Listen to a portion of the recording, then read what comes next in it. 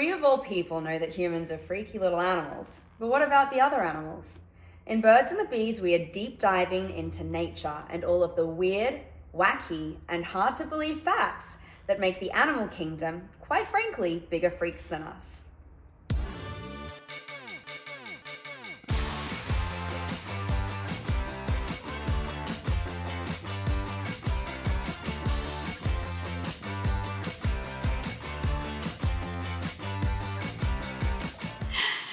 Hey guys, and welcome back to episode. You clapped already? I already did. Oh, sorry. Yeah. Sorry. You can clap if you want. Yeah. Hey guys, and welcome back to episode 6 of the Birds and the Bees, and we have Riley Nixon on again. Why change it if it ain't broke? I love having one of my best friends on. So you got to choose the last two animals. Mm-hmm. So we did manatees. I want to call them manatees still. And we did polar bears. Actually, this does fit. Does it? Yeah. Okay. So we're going to talk about the animal that is most closely related to manatees. The elephant? Yeah. Perfect. We're going to talk about his little cousin, the I like elephant. elephants. Elephants. Have you ever seen one in real life? Yes. They look the coolest. They're very cool. Terrible, but as like a 5-year-old, the circus was in town and I definitely rode one. And it was so bristly. Yeah. I thought that was really interesting. They're really tough to feel. Mm-hmm. I volunteered in Thailand at an elephant sanctuary because in Thailand there's still a lot of landmines left over from the war That's terrifying. that they were a part of, and so a lot of elephants would accidentally stand on landmines and like below their foot, and then they would end up in sanctuaries. So Thailand's really interesting. They don't believe in euthanizing animals. And Like ever? ever. I love Thailand, please don't get me wrong when I say this, but I feel like their determination to preserve life is almost to the detriment of life sometimes. Like based on their like probably Buddhist principles. Yeah. Right. As a vet going there, it was so confronting. So this elephant sanctuary also had like a dog sanctuary attached to it, which was for dogs that had been hit by cars and paralyzed. And I really struggled actually going through that sanctuary because a lot of the dogs had like wounds on its feet from dragging itself around. They didn't have the money to put them all in wheelchairs and then manage them in wheelchairs. Because having dogs in wheelchairs is actually like it's a really difficult thing to manage. They get bladder problem. Like it was just, it was really uncomfortable for me to see them all dragging themselves around on this concrete space. Elephants though seemed to be a little bit more hardy because their legs are so big. So they seemed to kind of cope. But there were definitely some very gnarly things that I saw there at that sanctuary. Interesting. They're that big that stepping on a landmine just like messes up their leg and nothing else. Well, at least the ones that I saw. I don't know if I just wasn't seeing the really bad ones and I was just seeing the ones that could be saved. Right. But I still really liked that sanctuary because it's one of the few where the public couldn't just go up to the elephants and bath them and interact with them. You could only be on walkways watching them from a distance. And really, I think that's where elephant sanctuaries and preservation is going now, because the whole point of having a sanctuary is so they can live their life in a way that isn't interrupted by humans. Right. As natural as it could be, like they weren't being taken care of. Yeah. And they still have a carer assigned to them, but that is like the only person that really interacts with them. And I think that it's a lot healthier for them. Yeah. So That makes sense. I really loved going to that sanctuary. I have some really cool photos. Maybe I'll throw them up at the end of this. Right here. Yeah. Between our boobies. But they have lots of really fun facts. They're really cool. Okay, I'm ready. I just know they have really good memory. Yes, they have an excellent memory. They have one of the best memories of any animal. And I like that they hold tails. Yeah. I think that's really sweet. For ages, my tattoo rule before I started getting tattoos was going to be that my tattoos had to be related to a volunteer trip to do with vet. And so I wanted to get, and I might still do it, I wanted to get a watercolor version of elephants on my ankle holding trunk to tail because it's supposed to be good luck. Anyway, let's learn about elephants. Okay. They're really, really fucking cool. So their skin that is like super wrinkly, and you were talking about how you could feel it and it was really tough, right? That can store 10 times more water than smooth skin. Because if you think about wrinkles, it increases surface area, which then increases the amount of absorption that they can have, and that helps them to stay cool in really hot climates. That's so strange. Yeah. They literally hold 10 times more water. It's such a cool like adaptation. A sponge. Yeah. Interesting. Yeah. They are excellent swimmers. I feel like most people know that. We've all seen a clip of an elephant swimming. And they can use their trunk like a snorkel. I saw a video recently, actually, of an elephant that got stuck in a water hole and the water was rising in it. And they were trying to rescue them. They had to get the baby out first because the baby was about to go under, but the mom was using her trunk like a snorkel to breathe. So she was pretty much almost under. Wow. But she was able to stay alive with that, and then they were able to pull her out. Do they normally, I mean, I guess it's like us, we can breathe through both of these holes, but we're supposed to breathe through this hole. Exactly, they're the same. Interesting. Yeah, so if she keeps her mouth shut, She can still breathe, yeah. They have the largest brain of any land mammal. They have giant heads. Do you want to guess how much a brain weighs in an elephant? Do you have it in pounds?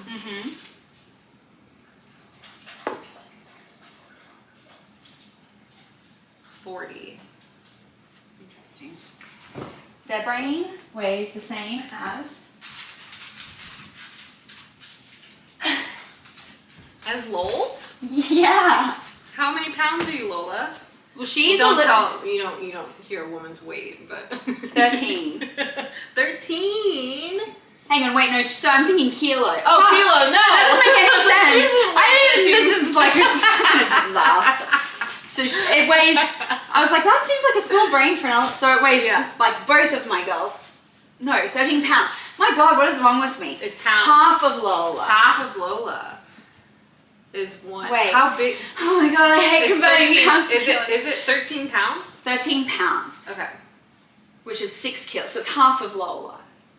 Because pounds are double kilos. Correct. So it's half, just half of her. And how big is it actually? I don't actually know. know. I wonder like how like dense it is. So it's crazy that despite that, it's the largest brain of any land mammal, but it's also so small comparative to their body. Right. Then they also have such good memory, and I think that's really cool.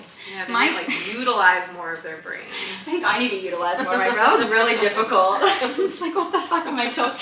The pounds to kilos thing as an Australian. Why does America have to be different always? I don't know. See, Canada technically... You use kilos, right? But no one does. Well, like in Canada, like if you're talking about your body and how much you weigh, you say it in pounds. But like at the store, all the packaging has grams, which is probably the same in Australia, right? Yeah, but then the packaging also has grams here, I've noticed. Some of it does, but usually it's ounces. Yeah. I've like... Or pounds. Maybe it's just Amazon doing both a lot, because I guess it depends like where the product is coming from. Yeah. Anyway, that drives me nuts. Inches drives me nuts. Miles drives me nuts. Like, it's so ridiculous. Yeah. I feel like in Canada we use inches, but we use kilometers and not miles. Why? Canada. Stop trying to be friends with everyone. It's okay to pick a side. Jesus Christ. Anyway, my brain just exploded. 6 kilos-ish, 13 pounds. The same as half of one of my dogs. Not 40 pounds. Oh my God, okay. This is going to be a long podcast. So the sounds that they make to communicate, they're so low that we can't actually hear them. Oh. Which is really cool. So it's mostly we would feel, or it would be felt as like a vibration, and they can be felt for miles. Like it's coming from their vocal cords? Yeah. Yeah. So like, yes, they trumpet, and we all know the sounds that elephants make when they trumpet, but most of their communication is not in a way that we can actually hear. Interesting. I think that's really cool. When you were talking about the memory, so they're I wonder if dogs can hear the elephant sound. I wonder too. They can hear a lot. Let's see. Can dogs? Can you hear? The elephant vibration. Can you hear the elephant secret? I bet you they could. Yes, they can potentially hear them, but not in the way humans typically perceive it. Right. While dogs hear a wide range of frequencies, including those in the ultrasonic range, elephants communicate using infrasonic sounds. Dogs may not hear those specific frequencies, but they might feel the vibrations caused by those rumbles. Interesting. So, as far as their memory, they'll remember, I want to say routes so bad, but none of you will understand what I'm saying, so routes. They'll remember routes that they take. I say route. They will remember individuals for years. There's quite a few videos online about people who rescued an elephant and then years later they see each other again and they remember. So sweet. Makes me bawl like a little bitch. So they have excellent memories. One thing that's really cool about elephants, we're talking about all the basic facts before we get to the crazy stuff, but they do honor their dead. So they go through, I don't know if you've ever seen videos of this, but like elephants will go through a mourning process. When someone dies, they all gather around. They show very like obvious signs of grief with the way that they talk to each other and the way that they move around. And they get really depressed. It has been reported by carers for a period of time afterwards. And I think that's really sweet. What, do they just like leave bodies? I guess. They don't like try to bury them or something. They don't try to bury them. They do have little rituals that they do that I'm going to look up to make sure that I word correctly because I don't know how to describe it very well.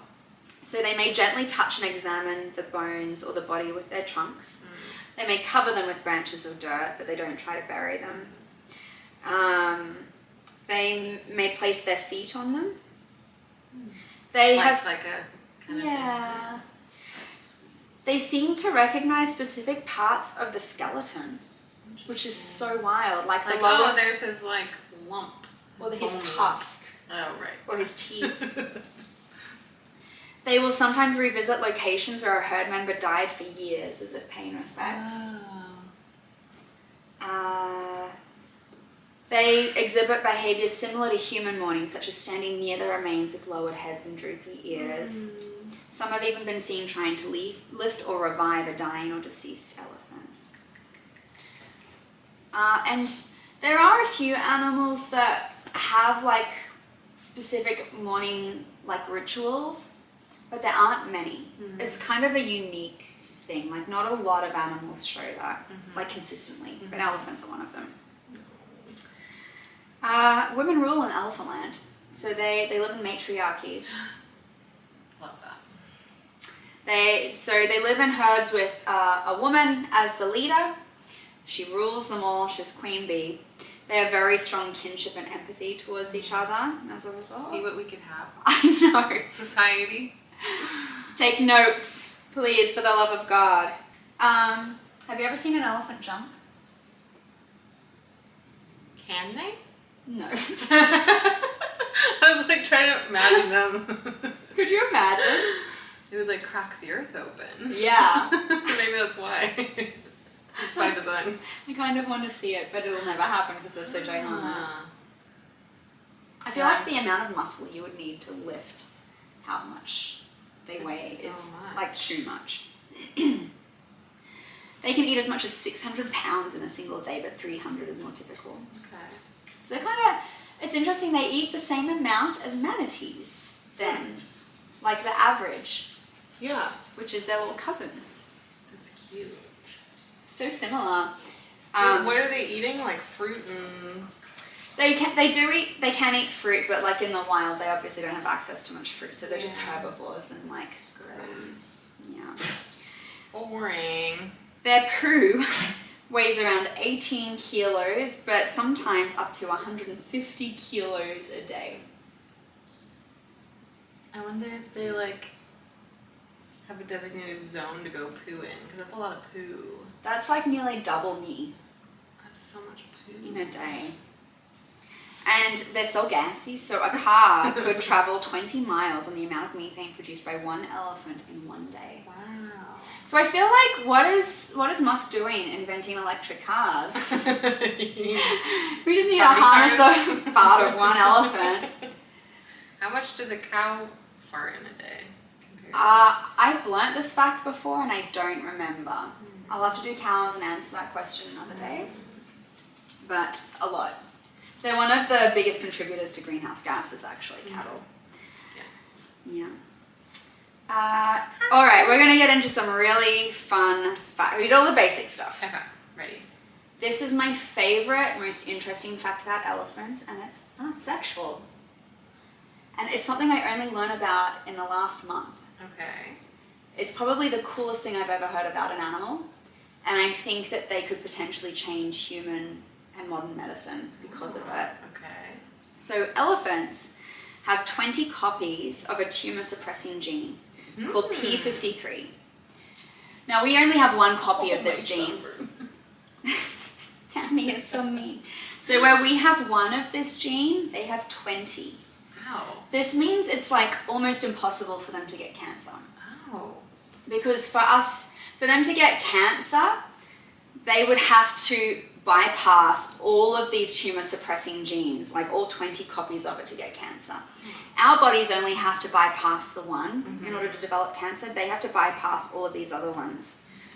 And besides that, they also have these like unique mechanisms for killing damaged or mutated cells. So like every body has ways that the body on a cellular level gets rid of cells that could be a problem. Okay. So like if they start to become a problematic cell, bodies have switches inside cells that allow the immune system to then decide to go and attack it. Like white cells, macrophages in particular, there's like particular releases of chemicals that cause your body to go, okay, I need to deal with this, and then grab it and remove it. So they have enhanced mechanisms for finding and killing mutating cells or damaged cells, and this also prevents the creation of cancer. So the combination of these two things means that they are so unique compared to, I might be wrong, but I can't find a single other animal that has this in the world yet. Although to be fair, I only just found this out about elephants. So there's a lot of research possibility as far as like looking into this gene, how they developed so many from like a developmental place. Is there a way that we can create a substance that allows us to generate that many tumor suppressing genes as well? The tumor suppressing genes that they have, are they something that's conducive to humans? Can we replicate that in our own DNA? And if so, can we create a world where we can't get cancer? That would be incredible. That's crazy. I wonder if manatees have that, because they're so, I don't know if they're like so closely related, but I didn't find anything that talked about it. But my feeling from what I looked at with manatees is they're very hard to study. Like aquatic animals in general are harder to study because their habitats are so big. Yeah. And then manatees were often only seen in shallow waters during mating rituals, and it was really hard to see what was happening. So the tricky thing with zoology and like this, like the veterinary side of zoology, is it's really hard to like cross-correlate things between animals because what's good for one animal is not good for another. Right. Like for example, lilies are toxic to cats but not to dogs. So like there is like a site that you can go to that zoos have. So when I did a placement at Adelaide Zoo for a month when I was a student, and so there's this program that all the zoos buy a subscription to that you can log on to, and it's basically like vets that have figured out that other things have worked on other animals. And it's a way of all zoological vets around the world kind of cross-referencing to find answers, because a lot of animals in the world aren't studied because they don't have a purpose for study. I wonder if there'd be something about it on there. I don't have access to it. But maybe what I'll do one day is I'll try and get a zoological vet on, and I'll pre-write questions like this. That would be cool. And do like a recap of like podcasts and like the hardest questions that I couldn't answer and then see if they can tell us. I think that could be a really cool thing to do. That would be interesting. I think we know someone that works at the zoo in Santa Barbara. Really? Yes. I don't know where. Oh my god. I'll just shoot Bob Irwin a message. Anyway, so that's my favourite fun fact of elephants. That's so fascinating. Because cancer is something that it's so easy to develop when you learn about it on a cellular level. Mm-hmm. And I'd never heard of anything like this before. Yeah, and the fact that there's 20, Yeah. like, it's so many. Yeah, like where did that come from? How did that start? And they can't be the only one. Oh my god, I forgot a third mechanism Okay. for preventing cancer. They have a zombie gene Oh. that's activated when the DNA is damaged, leading to the cell dying. So, you know how I was talking about how every body has this ability to like recognize damaged cells and take them away? They have an extra gene specifically related to self-destruction. Wild. They're supposed to be the keepers of the earth. Yeah. They have like all these mechanisms to keep them around. Yeah, God. They must be very important. God was like, you belong, everyone else, get out. And manatees. They must have the same thing. My brain... They're too pure for this earth. They're also keepers. Yes. Yeah, they're just frolicking, having sex in shallow water all the time. My brain, when I wrote the notes for this, is wild because I wrote all of this about saving us from cancer, and then I wrote, elephant penis is 39 inches long and 6 inches thick.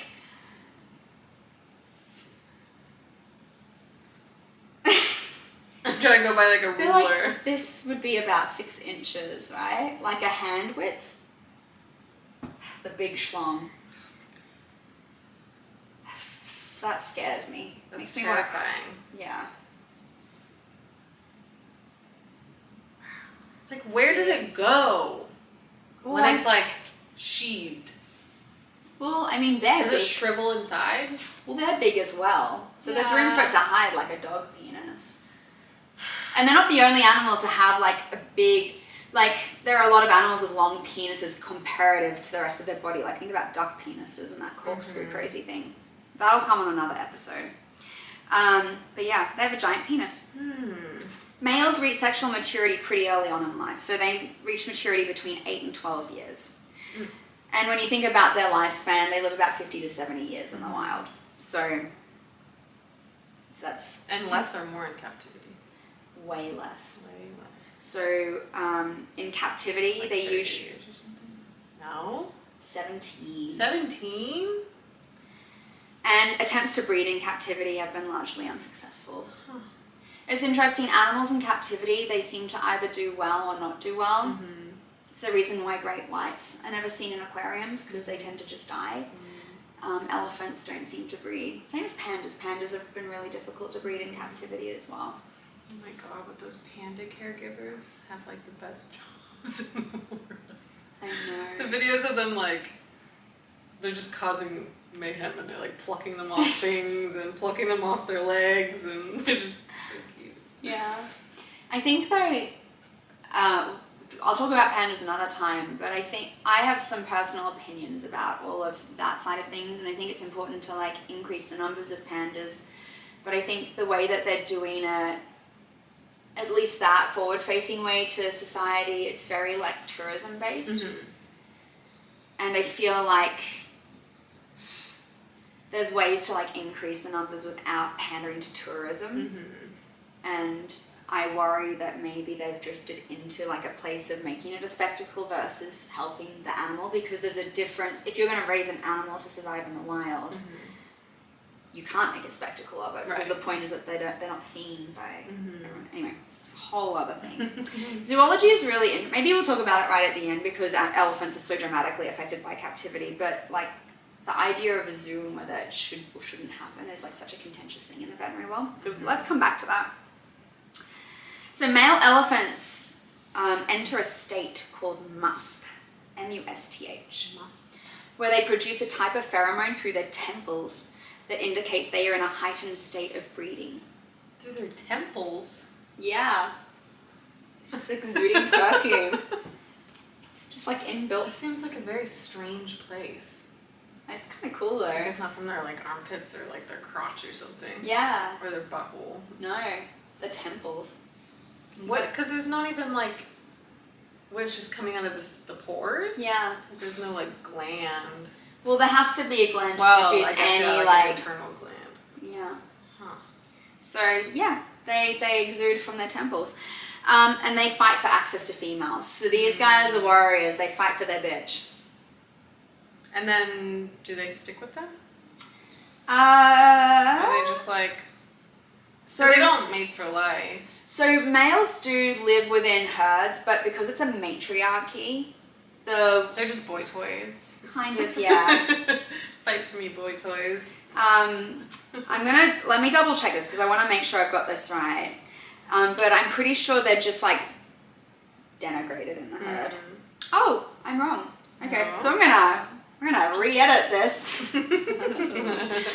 So the males actually, so they typically leave the herds that they're born with between the ages of 12 and 15, Okay. and they join bachelor herds, or they live in a solitary herd. Interesting. Yeah. So females live in family herds and they're led by the oldest female, but males become independent. They may form temporary bonds with other males, but the older males mentor the younger males, and then when it's breeding season, they all go off to find their the woman that they want to have a crack at. Yeah. But the males they don't choose to leave their birth herd. The mum pushes them out. Just like, Bye. very much like us. I don't blame them. So apparently, looking at this, young males will often join the bachelor herds for companionship and social interaction. Like they just want friends. Just to want to hang. grow out. Yeah, which is kind of Because they've been adorable. kicked out of the house.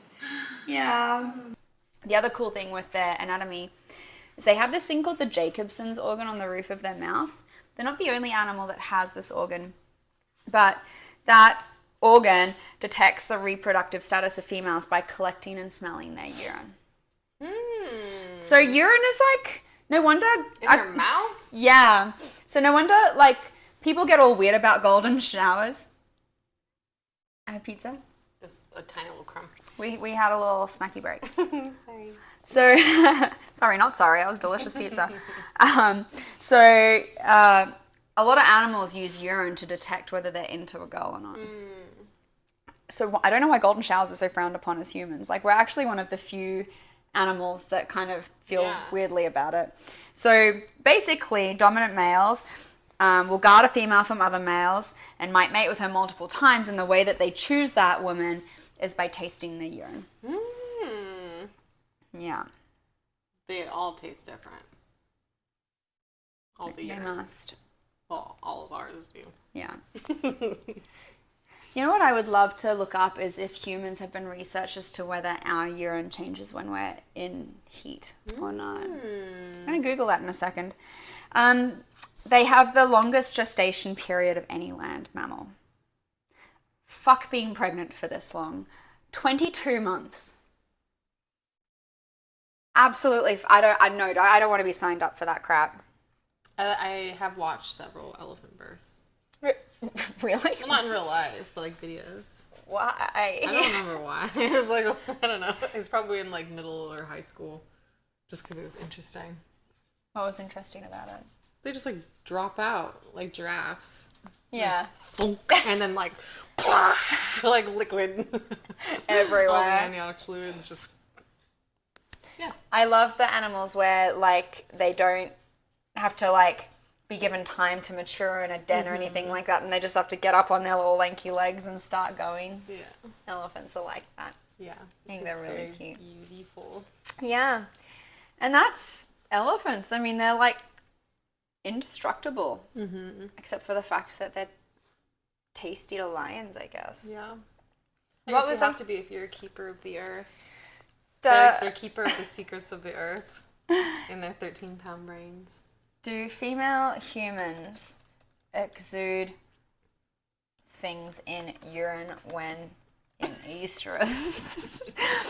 if anyone was to Exude is a poetic term. Yes. What? Female humans can excrete certain substances in their urine during or around ovulation. I guess that makes sense because that's how I take my ovulation test strips. Now I really want to ask someone who's into golden showers if it tastes different. During, Like, can they tell if someone's ovulating?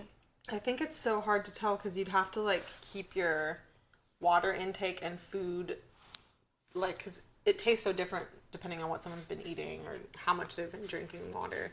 So it's like you'd have to, like, keep those things at an exact amount But to be able to, like, tell the difference, I think. maybe, but maybe not. Like, because, I mean, any other animal, they're not thinking about how concentrated the urine is when they're testing to see if a female's in heat, or they're smelling something as well. Yeah. So I want to, like, now ask a golden. I'm gonna make this a podcast special if I can find someone to come on with Golden their shower boy. Yeah, I will blur your face. I will change your voice. But if you are into it, can you message me so we can answer some of these questions? Because I'm actually really curious about this, because I don't know if this has been studied in humans because it's such a taboo topic, right? Yeah. The other thing I wanted to circle back to is zoos. Like, what's your stance on zoos, actually? I'm curious. I think they vary so much, like zoo to zoo. Like, there's obviously zoos in some other countries that are still operating as, like, a strictly tourism situation, and they might not do much, like, conservation type work. I have lived in California since I was 10, so I grew up going to the San Diego Zoo, which is, like, big on conservation. And I think they function a lot differently than some other zoos. And then they also have, like, the Wild Animal Park, which I always liked because there's not really, like, well, there's definitely not, like, cages, but it feels like you're just more immersed in, like, Africa. Like, you're like, they're just kind of, like, roaming. They're not, like, sectioned off into, like, their own little enclosures. Yeah. Which is better, probably. So in your head, it feels more similar to the wild than captivity. Yeah. Yeah, because there's just giraffes wandering around and, like, zebras, and they're not, like, in little tiny enclosures. Yeah. Which feels better for us. Yeah. But, I'm no expert. I think it's a really good way to look at it. For me, I think in an ideal world, we don't have zoos.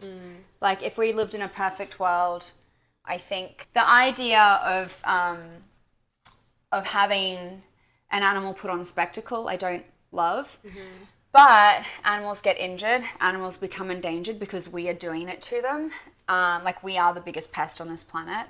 And I think that there are sometimes situations where an animal cannot go back to the wild. They might be too injured. I think that's the instances where zoos have a really great place. But I think the key is showing the world how we have created that problem.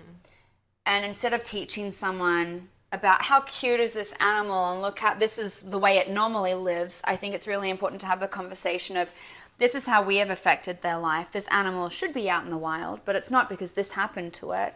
And now we have a responsibility to take care of that animal. But in the wild, this is what we would actually see.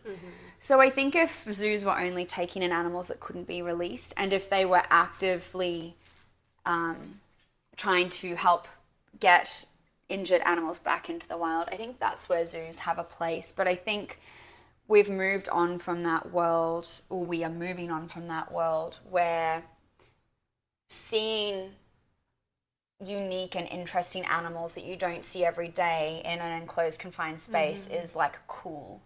You know what I mean? But I think that zoos have an important place in conservation, for sure. Anyway, so that's elephants. They're so magical. Yeah, literally, like, magical. Actually magical creatures. Yeah. Elephant would be a good animal to be reincarnated as. I think they have pretty good lives. Yeah. Well, I feel like we as humans are trending towards all the women just want to live together. Matriarchy. I wonder if we will move into a matriarchal kind of. I think we're a long way from that. I think it's inevitable. It's inevitable. But it's a long way off.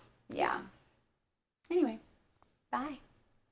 God is a woman. At least she used to be.